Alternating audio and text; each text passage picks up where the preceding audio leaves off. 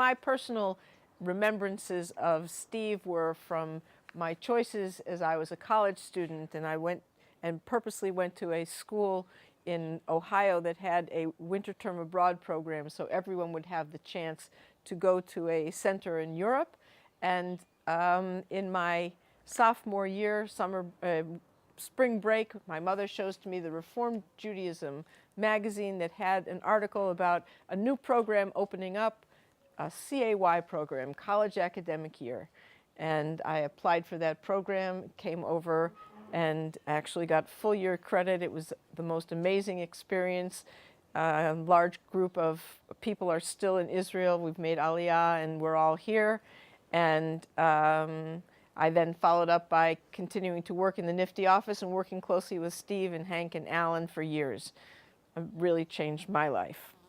I'm today reading for 3 rabbis. The first one I'm going to read for is Bob Samuels, who says that I'm abroad and therefore not able to participate in the memorial for Steve. I do want to put a few sentences together for my teacher, my friend, my colleague, and my soulmate.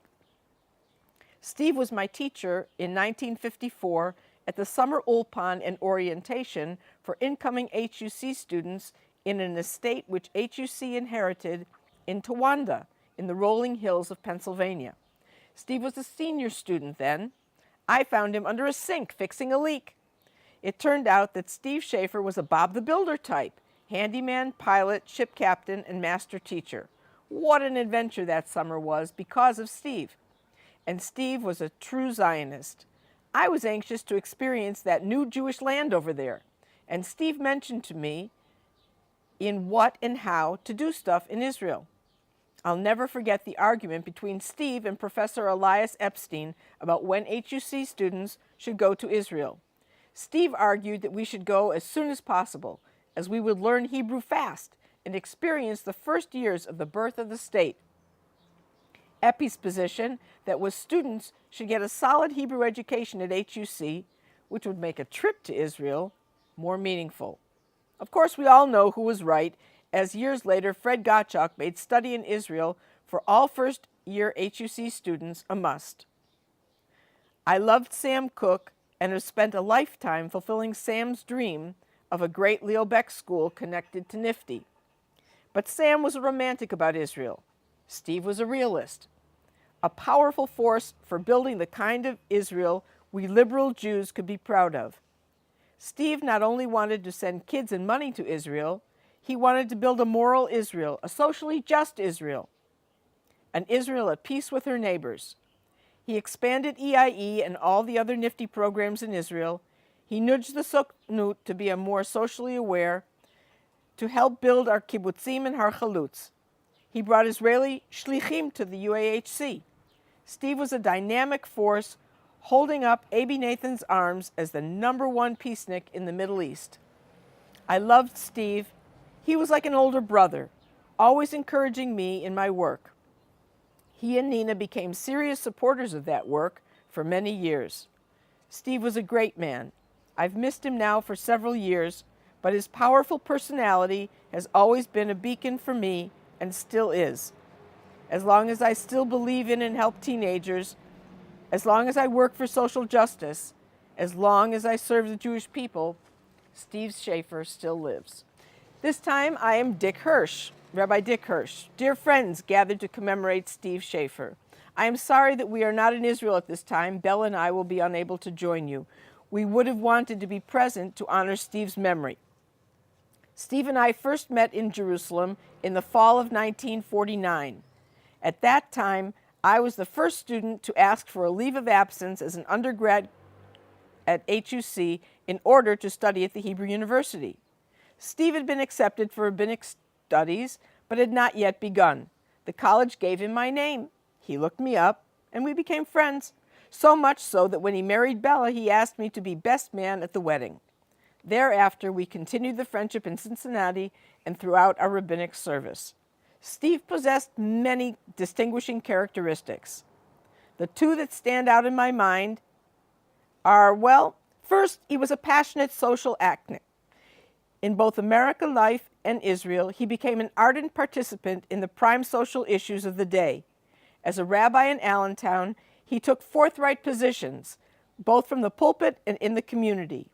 When I spoke there at a Great Scholar Weekend in the 1960s, I met congregants who expressed the greatest admiration for his ability to highlight the essence of a controversial social issue and to advocate effective public action. In Israel, he became a friend and ardent supporter of Abi Nathan, the foremost advocate of peace with the Arabs in his generation. Second, he was a passionate Zionist. From the very beginning of his service as the national director of NIFTY, he understood that experiences in Israel were the most effective vehicle for inculcating an intense identity with Jewish peoplehood in our Reformed Jewish teenagers, and he tirelessly devoted his efforts to expanding the programs in Israel. When we decided to embark on the development of our kibbutz movement, he took lead in organizing the Garri in the U.S. Without his initiative and support of our outstanding shlichim, personified by Michael Livni and Gidon Elad, we would not have succeeded. And in Israel, through the dedicated organizing initiatives of Rabbis Hank Skirbel and Allan Levine, we developed the 1-2 punch which resulted in Kibbutz Yahel and Kibbutz Lotan. In sum, Rabbi Steve Schafer made an invaluable, enduring contribution to our movement in both America and Israel, and we are forever in his debt. May Nina, his children, his colleagues and co-workers find comfort in the knowledge that his contributions and good deeds will continue to impact in our movement and on the values of all who knew and loved him. Yeh zichro baruch. Rabbi Stan Davids. I write this with a longing heart. It's been years since Steve and I have been able to speak with each other, but at least I knew that somehow, in some way, he was still there. But his passing now forces me into embracing the reality that my mentor, my friend, and at times my boss, is separated from me forever. Separated, yes, but his influence continues to permeate my life and the lives of Risa, our grandchildren, and children. I don't trust institutional memories. I don't trust institutions to preserve and to celebrate the memories of those who were critically important in the shaping of those institutions. And I don't trust human curiosity to look about at the world that is and to seek to understand how it got that way.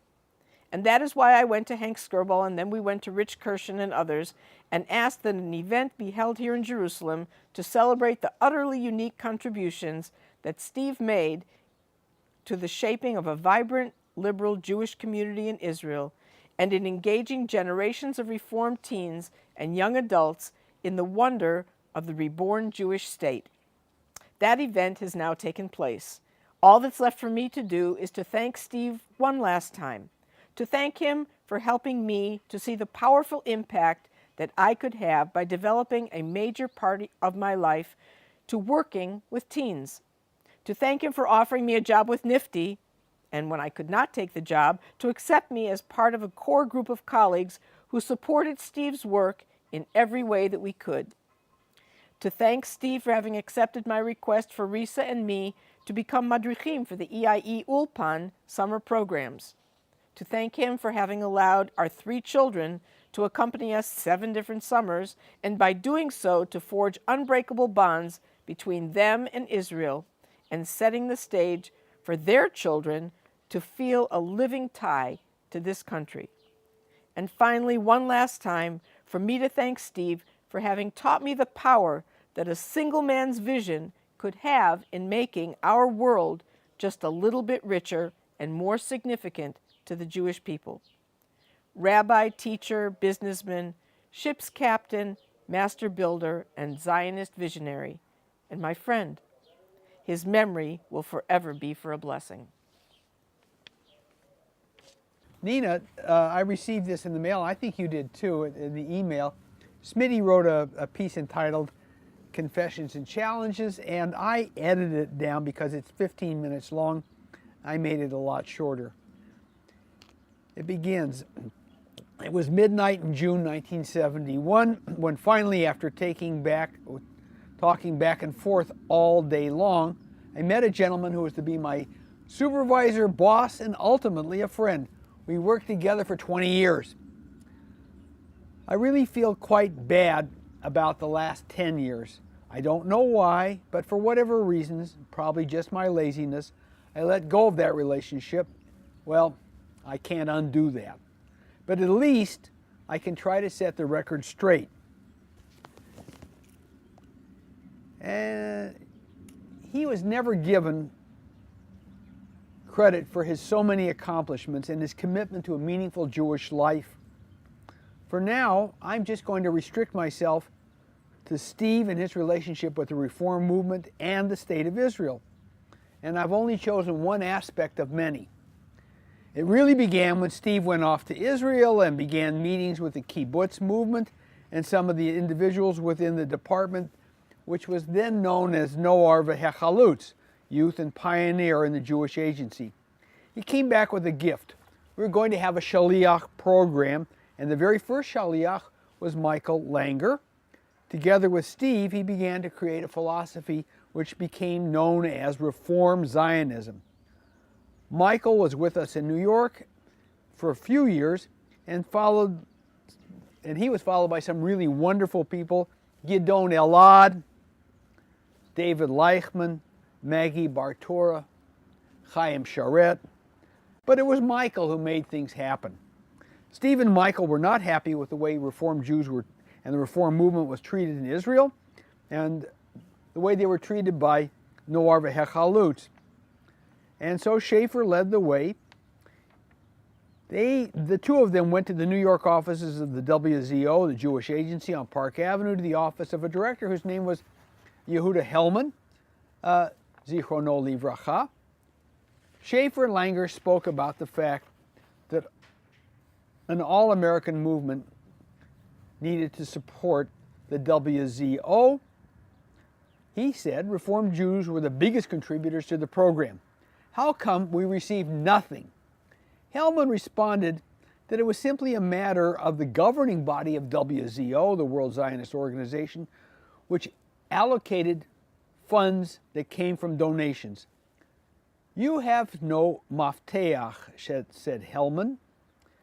I'll bring you a mafteach, Steve said. We will form our own political party. We'll have a mafteach. We will have enough votes to be players. And thus, Artza was born.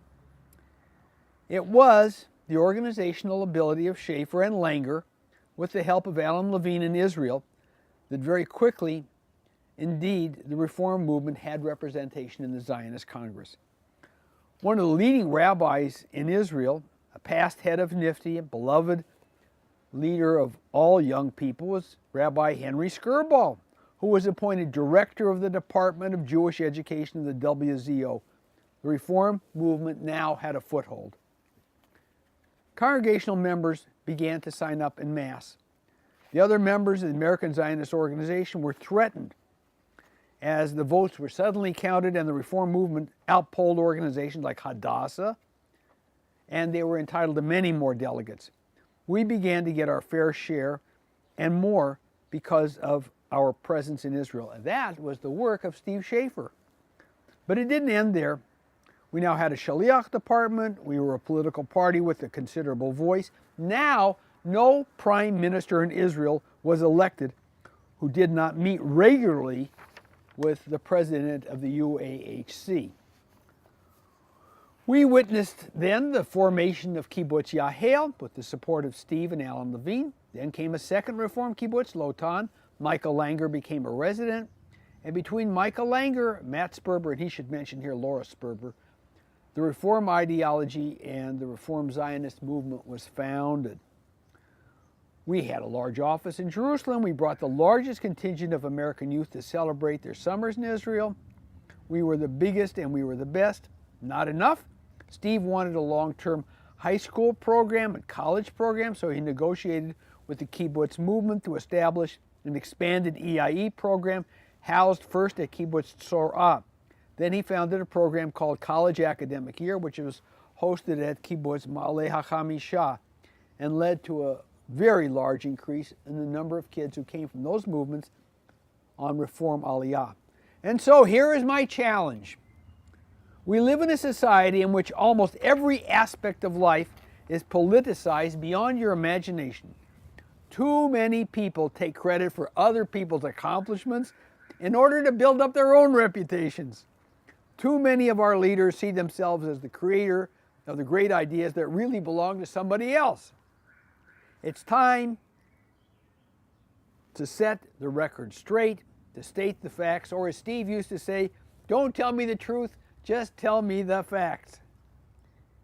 The facts of life are that great heroes emerge and their presence will always abide for eternity. Our friend and mentor and supporter who let us do our own thing, Rabbi Alex Schindler, Zichrono Livracha, used to say about Steve, he was just a man, but what a man.